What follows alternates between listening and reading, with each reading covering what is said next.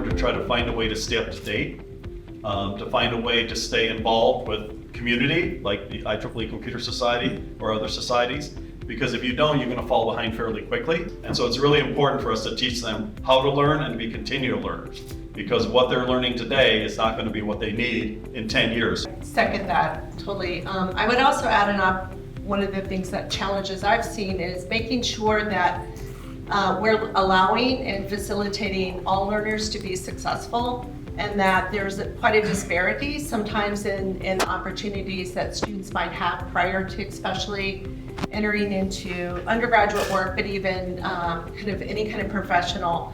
So how can we think about even making sure as these gaps might get bigger, especially with the changes that we're seeing, and providing tools and strategies that can allow everybody to be successful. It's also very important for the professors to be current with all the material, and I find that, and I can say that because I'm also one of the older professors or more senior professors.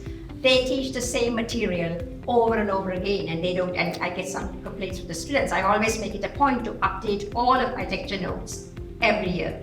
And so if you are not current, then how can you teach the students? So that's really important. That's one thing. And another thing, there are many things about getting industry involved, the government involved. But the third is that we need diversity, which is, especially in computer science and cybersecurity especially, it's really bad having female students. So that's one of the biggest challenges we are faced with in the education.